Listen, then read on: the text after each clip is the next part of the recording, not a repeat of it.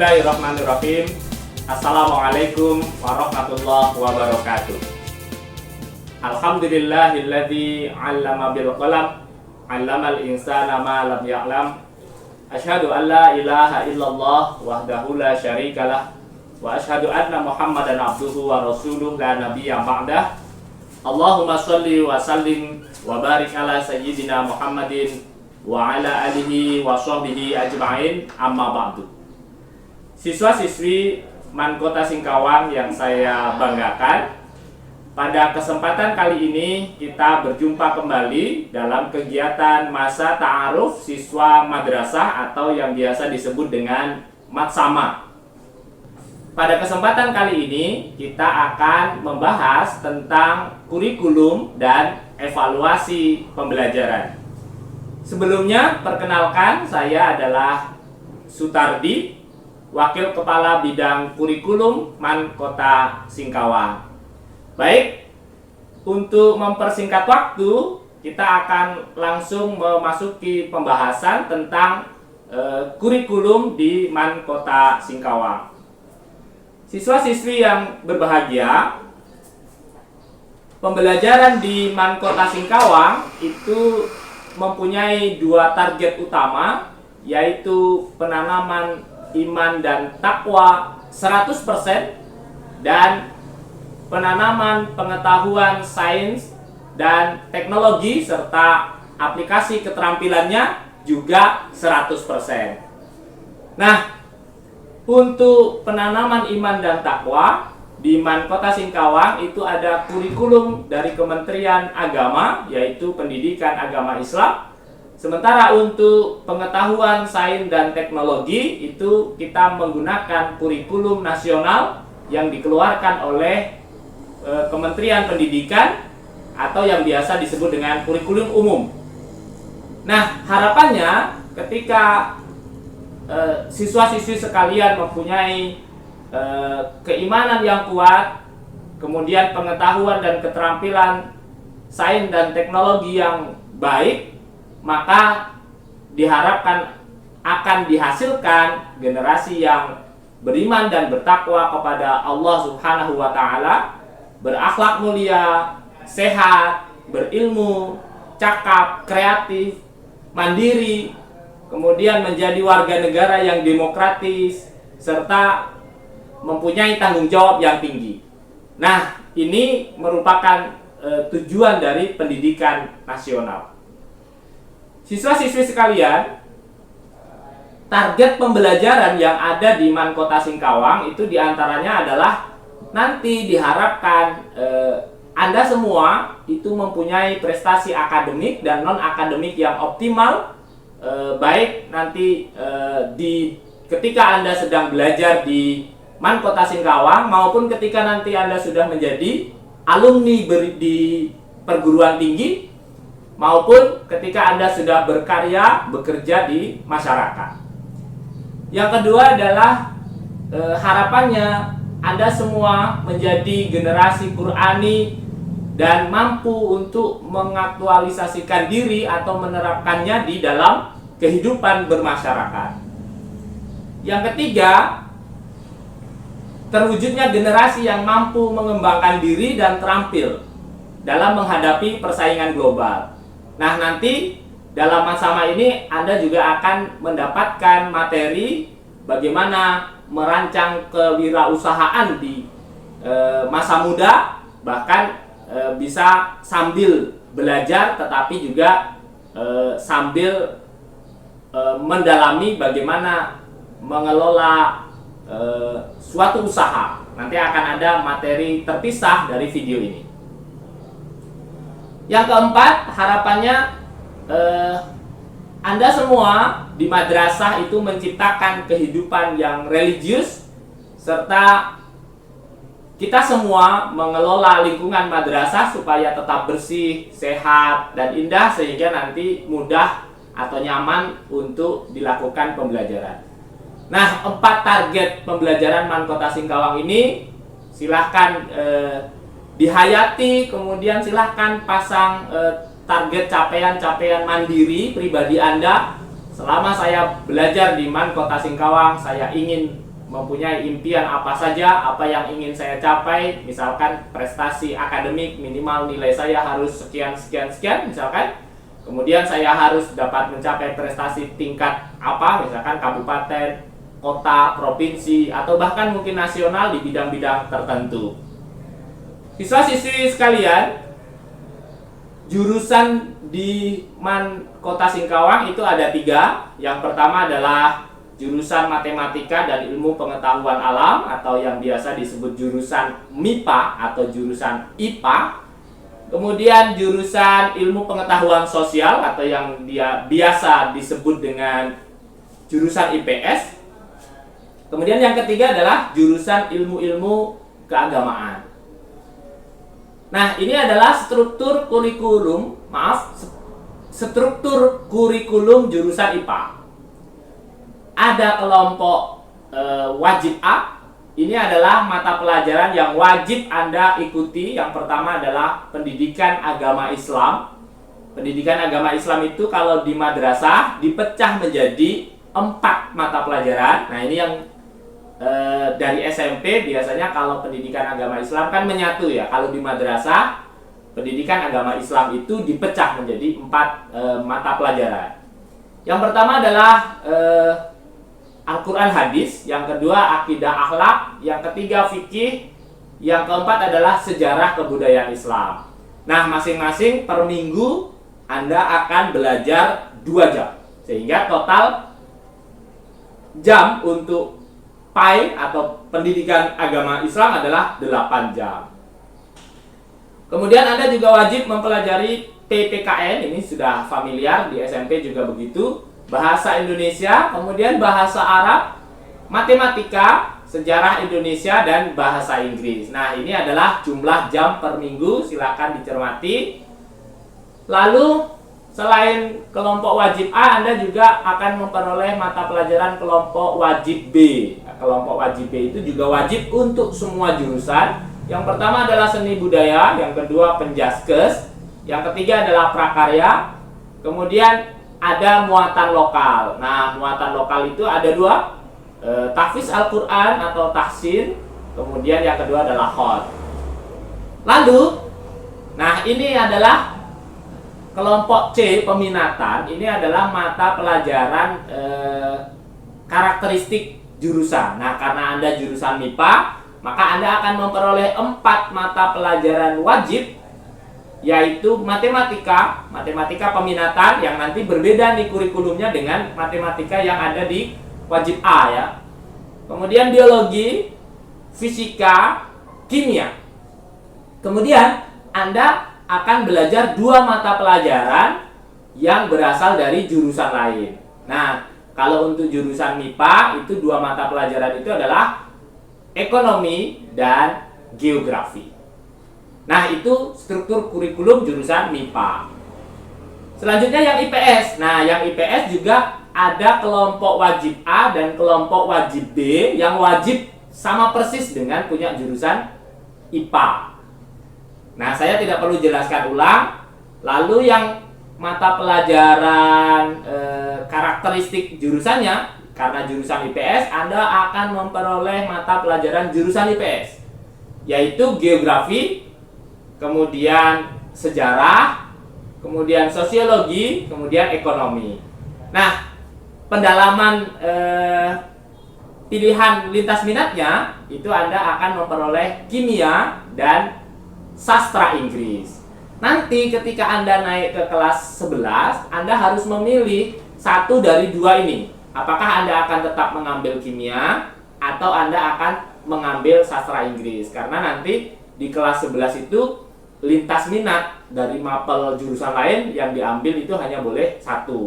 Nah, sastra Inggris itu lintas minat diambil dari jurusan bahasa. Nah, tapi karena Anda IPS, Anda diberikan sastra Inggris supaya sekaligus untuk meningkatkan keterampilan abad 21. Karena keterampilan abad 21 sekarang itu memerlukan kemampuan komunikasi yang baik, terutama bahasa Inggris. Maka Anda diberikan lintas minat sastra Inggris. Siswa-siswi yang saya banggakan, Nah, selanjutnya ini adalah punya jurusan agama. Untuk jurusan agama, mata wajib A untuk Al-Quran, hadis, dan akidah akhlak itu 4 jam masing-masing, 1 minggu. Nah, kenapa demikian? Karena dalam Al-Quran hadis nanti akan dipelajari 2 konten kurikulum, yaitu Anda akan belajar hadisnya dan Anda akan belajar tafsir. Nah, itu di Al-Quran hadis. Kemudian di akidah akhlak juga 4 jam, karena nanti Anda akan belajar tentang ilmu kalam. Kemudian yang kedua Anda akan belajar tentang akhlak tasawuf. Jadi maka diberi 4 jam. Kemudian wajib B tetap sama dengan jurusan IPA dan IPS. Lalu untuk mata pelajaran jurusannya apa saja? Ada ilmu tafsir, ilmu hadis, usul fikih, dan nanti Anda akan ditambah pelajaran bahasa Arab. Nah, demikian. Lalu mata pelajaran pilihan dan pendalamannya ada sosiologi dan sastra Inggris. Siswa-siswi yang saya banggakan.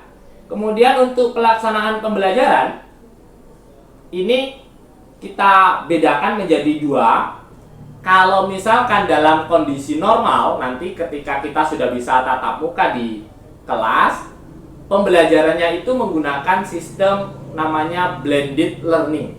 Nah, apa itu blended learning? Blended itu artinya campuran. Nah, jadi blended learning berarti pembelajaran campuran. Maksudnya apa? Pembelajaran campuran itu adalah pembelajaran kombinasi langsung face to face di kelas dan pembelajaran melalui online. Jadi nanti kalau sudah kondisi normal, pagi harinya Anda akan belajar di dalam kelas dipandu oleh Bapak Ibu Dewan Guru. Lalu sore atau malamnya ketika Anda berada di rumah, Anda bisa belajar online melalui situs e-learning madrasah. Nah, demikian. Tapi karena sekarang itu sedang pada masa pandemi COVID-19, maka kita mau tidak mau full pembelajaran jarak jauh. Pembelajaran jarak jauhnya dilakukan di rumah. Nah, ketika pembelajaran jarak jauh, Anda harus menyiapkan sumber daya yang diperlukan. Yang pertama adalah Anda harus mempersiapkan komputer atau laptop, kemudian Android atau tablet, kemudian jaringan internet, kemudian nanti sumber daya itu dipakai untuk mengakses e-learning madrasah. Nah, ini adalah alamat e-learning madrasah kita. Nah, boleh juga nanti sambil Anda coba-coba alamatnya, tapi Anda masih belum bisa login karena nanti Anda akan mendapatkan username dan password untuk login. Tapi boleh dulu nih dicoba buka nanti internet, kemudian coba akses alamat web ini. Alamatnya adalah e-learning, tulisannya ya, e-learning.mansasingkawang.com. Sekali lagi, e-learning.mansasingkawang.com. Nah, demikian. Bagaimana pengembangan metode pembelajaran di MAN Kota Singkawang? Nah, ini MAN Kota Singkawang memegang prinsip siswa harus lebih banyak doing science, melakukan pembelajaran mandiri daripada listening to content knowledge, daripada mendengarkan pemberitahuan oleh Bapak Ibu guru. Nah, termasuk dalam masa ini nanti setiap selesai pemaparan dari para narasumber, Anda harus belajar mandiri nih. Ada hal-hal yang harus Anda kerjakan, nanti dibaca di bagian bawah video ini ada deskripsi. Nah, Anda harus melakukan absensi, kemudian mengerjakan penugasan yang diberikan oleh para narasumber di link yang diberikan di deskripsi tadi. Nah, itu fungsinya apa? Fungsinya supaya Anda belajar mandiri. Nah, karena pembelajarannya ini online, jadi memang pembelajaran ini Anda harus manage betul-betul secara mandiri. Saya mau baca buku apa, saya mau baca materi apa untuk memperoleh pengetahuan ini, literatur apa yang harus saya telusuri di internet, atau mungkin bertanya pada orang tua. Kalau misalkan orang tua Anda di rumah menguasai materi itu, atau mungkin bertanya kepada orang lain. Intinya apa? Intinya adalah Anda belajar mandiri dari berbagai sumber. Kemudian Anda ramu supaya bisa menjawab pertanyaan-pertanyaan atau tugas-tugas yang diberikan. Nah,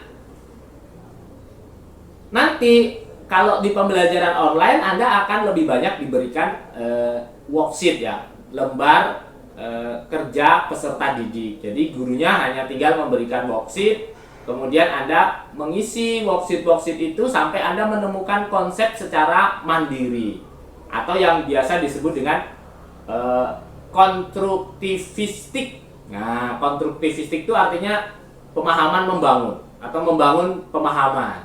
Jadi Andalah yang membangun pemahaman Anda sendiri melalui worksheet itu. Anda ambil kesimpulan sendiri, kemudian nanti Bapak Ibu guru yang akan mengkonfirmasi apakah kesimpulan dari pembelajaran yang Anda ambil itu benar atau tidak.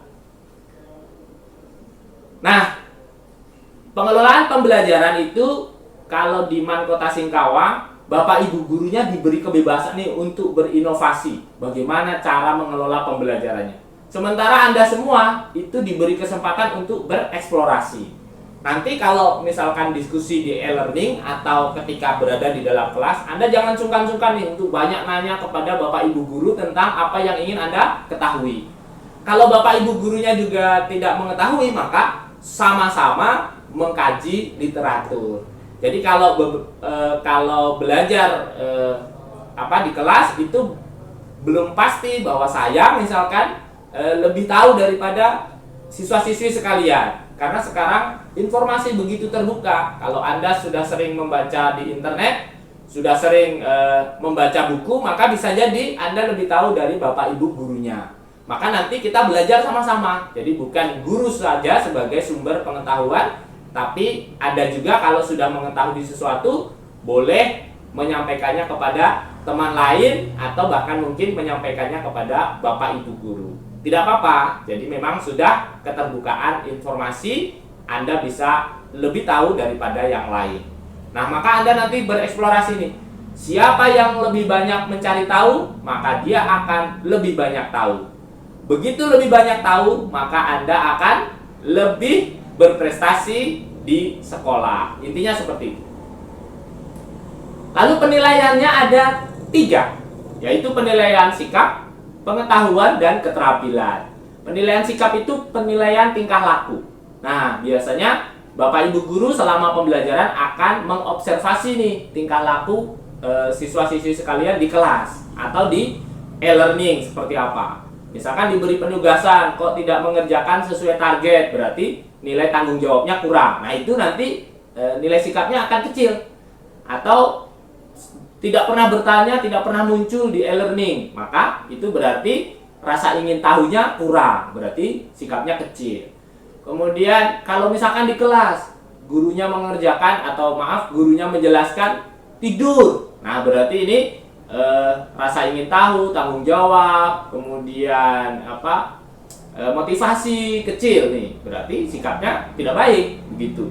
Kemudian penilaian antar teman, nanti ada nih yang menilai antar teman. Misalkan ada kuis diberikan, maka si A menilai si B menilai si C menilai si D, begitu. Ada isian yang harus dinilai tentang kejujuran, kemudian interaksi antar teman, tanggung jawab saat piket bersama, ketika di kelas diskusi, dia ikut diskusi atau tidak. Kalau diberi tugas kelompok, dia sebagai penonton atau ikut bekerja, misalkan begitu. Itu teman Anda yang menilai. Kemudian penilaian diri, ini Anda juga bisa menilai diri sendiri. Saya masih belum bisa jujur, misalkan setuju atau tidak. Nanti Anda akan menilai diri Anda. Nah, penilaian diri itu sebenarnya sebagai muhasabah Anda. Anda sebenarnya sikapnya sudah sampai di level mana? Sudah cukup baikkah, atau bahkan mungkin sikap Anda sebenarnya masih harus ditingkatkan. Kemudian ada catatan jurnal. Nah, catatan jurnal ini misalkan ada kejadian, Anda tiba-tiba kedapatan di jalan tawuran, ada gurunya melihat, maka ditulis tuh tawuran. Misalkan begitu oleh guru, tanggal sekian, hari sekian, hari ini, tanggal ini kejadiannya, misalkan. Nah, nanti Anda akan diakumulasi dari jurnal itu, catatan baiknya berapa, catatan buruknya berapa, maka akan diambil kesimpulan sikap Anda. Kalau Anda mendapatkan nilai sikap itu C, Anda naik kelas ini. Jadi nilai sikap minimal harus B. Lalu untuk pengetahuan itu ulangan, biasalah ya. Pengetahuan mengukur pengetahuan. Kemudian ada tugas, kemudian ada penilaian akhir semester dan penilaian akhir tahun. Kemudian untuk keterampilan ada praktik, nanti dinilai itu praktikum. Kemudian ada produk, Anda diminta untuk membuat sesuatu. Misalkan kalau di prakarya, Anda diminta untuk membuat suatu produk dari bahan daur ulang, misalkan begitu. Lalu proyek, ada proyek penelitian kecil. Kemudian portofolio dari laporan-laporan praktikum, kemudian catatan-catatan proyek Anda. Nah, ini nanti dinilai sebagai penilaian keterampilan. Nah, di Man Kota Singkawang itu untuk menghilangkan sikap tidak jujur, kemudian bibit-bibit korupsi, maka di Man Kota Singkawang ini diberlakukan mencontek atau plagiat itu diberikan nilai 0. Misalkan begini, Anda sedang ulangan harian nih, kimia, saya kebetulan ngajar kimia, nanti insya Allah saya ulangan harian. Nah, ternyata Anda kedapatan mencontek pekerjaan teman Anda. Saya memergoki misalkan secara sah dan meyakinkan bahwa Anda terbukti mencontek, maka nilai ulangan harian pada saat itu Anda akan diberikan nilai 0 dan diberikan peringatan keras. Kenapa demikian? Karena kita ingin memperoleh generasi yang bukan hanya pintar saja, tapi generasi yang jujur, generasi yang memang belajar untuk meningkatkan kompetensinya, bukan hanya generasi yang belajar untuk memperoleh nilai. Nah, jadi untuk apa Anda memperoleh nilai 100 tapi nanti pengetahuan Anda berada di level 30, 40 begitu. Maka supaya Anda pengetahuannya sama dengan nilai Anda, maka mencontek atau plagiat ini dilarang keras di Man Kota Singkawang. Yang kedua, harapannya nanti akan dihasilkan generasi-generasi yang anti korupsi, anti manipulasi, kemudian berbicara atau menyampaikan sesuai dengan fakta. Karena ini tadi bukan tadi ya, tapi kemarin itu ada materi Islam wasatiyah, salah satunya adalah iktidal. Anda harus lurus, Anda harus adil, menyampaikan sesuatu sesuai dengan faktanya. Nah, supaya nanti ketika Anda besar, ketika Anda menjabat, Anda akan menjadi generasi-generasi yang anti korupsi. Nah, ingat ya, mencontek nilainya 0 dan diberi peringatan keras. Nah, kemudian untuk nilai sikap, supaya kita mempunyai sikap yang baik, maka di Man Kota Singkawang dan di madrasah pada umumnya itu diwajibkan untuk mempopulerkan kata-kata ajaib ini. Yang pertama, Anda wajib salam, mengucapkan salam ketika bertemu dengan guru atau kawan Anda pertama kali. Nah, ketika bertemu pada hari itu Anda harus menyapa. Tapi kalau sudah ketemu di hari itu berkali-kali, ya kalau masih dalam satu komplek atau satu madrasah, kegiatan di hari itu tidak harus salam terus ya. Tapi pada saat bertemu pertama kali pada hari itu, ucapkanlah salam. Kemudian biasakan berterima kasih ketika Anda diberikan bantuan sekecil apapun oleh kawan Anda. Meskipun misalkan yang diberikan hanya meminjam pulpen misalnya. Ketika dibantu, maka Anda ucapkan terima kasih. Kemudian jangan lupa untuk menyampaikan maaf ketika Anda meminta seseorang melakukan sesuatu atau Anda melakukan kesalahan. Misalkan, maaf, minta tolong ambilkan ini, misalkan seperti itu. Atau ketika Anda melakukan kesalahan, Anda sering-sering menyampaikan permohonan maaf. Kemudian awali tolong ketika Anda meminta seseorang untuk melakukan sesuatu untuk diri Anda. Nah, tolong ambilkan sapu atau minta tolong pinjam pulpennya, misalkan begitu. Biasakan memberikan ucapan selamat kepada seseorang yang memperoleh sesuatu yang menyenangkan. Selamat ya, kemarin kamu sudah berprestasi, misalkan bla bla dan seterusnya ya. Kemudian ini yang paling penting. Ketika Anda melihat seseorang yang memerlukan bantuan Anda, maka biasakan Anda untuk menawarkan bantuan sekecil apapun, termasuk terutama ketika ada di rumah. Karena ini pembelajaran jarak jauh, Anda sering ada di rumah. Maka kalau orang tua sedang melakukan sesuatu, maka Anda jangan sibuk dengan gadget Anda kalau gadget Anda hanya digunakan untuk game online, chatting, WA sana sini dan seterusnya. Jadi tawarkan bantuan. Bu, biar saya yang mencuci piring. Ibu, biar saya yang menyapu. Ibu, ada yang bisa dibantu? Misalkan begitu. Atau Bapak Ibu guru nih. Bapak Ibu guru ketika Anda menyiapkan pembelajaran di depan kelas, pasang infokus dan seterusnya, Anda jangan sebagai penonton, tapi tawarkan bantuan. Ibu, biar saya yang memasangkan monitornya. Ibu, ada yang bisa dibantu? Bapak, ada yang bisa dibantu? Begitu. Demikian juga ketika Bapak Ibu guru membawa sesuatu, lalu berjalan beriringan dengan Anda, boleh ditawarkan. Pak, biar saya bawakan, tasnya kayaknya ribet sekali Bapak membawa banyak barang, misalkan begitu. Kemudian terakhir, bolehkah? Nah, ini kalimat-kalimat ajaib ya. Jadi ketika membangun komunikasi, gunakan kalimat-kalimat ajaib ini. Terakhir, kalau menurut pendapat saya, nah ini ketika sedang berdiskusi. Jangan ketika berdiskusi Anda ngotot ya, apalagi berdebat di pembelajaran. Tapi biarkan orang lain untuk menyampaikan pendapatnya dulu. Kita analisis apakah pendapatnya itu sesuai dengan tema yang sedang dibahas atau kira-kira masuk akal atau tidak. Kalau misalkan ada sesuatu yang harus dibantah atau diklarifikasi, Anda sampaikan. Mohon maaf, saya punya usul. Kalau menurut pendapat saya, bla bla bla bla. Nah, ini sikap yang diperlukan supaya Anda menjadi pribadi yang santun, moderat, kemudian tampil sebagai pribadi muslim yang prima. Nah, terakhir, kalau misalkan ada yang mau didiskusikan, ini adalah nomor WA saya, bisa dilihat di layar.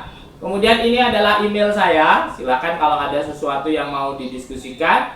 Kemudian ini Facebook saya ya, tapi lebih banyak isinya adalah kegiatan-kegiatan pribadi saya. Lalu yang paling penting adalah dua ini. Akun YouTube ini isinya materi-materi kimia. Nah, kalau Anda siswa-siswi mau belajar kimia, nah ini di sini setiap pokok materi dipecah-pecah menjadi beberapa video sehingga Anda bisa belajar sedikit demi sedikit. Lalu ini web sutardi.wordpress.com. Nah, ini web saya isinya juga tentang pembelajaran kimia. Terakhir, saya punya moto don't kill your time by doing nothing. Jangan bunuh waktumu dengan tidak melakukan apapun ya. Apalagi ini masa belajar di rumah, jangan sampai masa belajar di rumah ini Anda gunakan untuk leha-leha, kemudian rebahan saja, kalau bahasa sekarang tuh ya, rebahan saja, lalu Anda sampai lupa untuk mengakses e-learning madrasah, kemudian tidak belajar. Nah, siswa-siswi sekalian, demikian gambaran tentang kurikulum dan evaluasi di MAN Kota Singkawang. Mudah-mudahan bisa memberikan gambaran bagaimana Anda harus menjalani pembelajaran di MAN Kota Singkawang. Selamat bergabung di MAN Kota Singkawang, madrasah hebat bermartabat. Mudah-mudahan nanti kita bisa menjalani pembelajaran ini dengan baik meskipun sedang pada masa pandemi. Dan semoga Allah Subhanahu wa taala segera mengakhiri musibah ini, kita sambil berdoa, kemudian tetap berusaha untuk menjalankan aktivitas sebaik-baiknya, termasuk dalam membelajar. Terima kasih, tetap semangat. Assalamualaikum warahmatullahi wabarakatuh.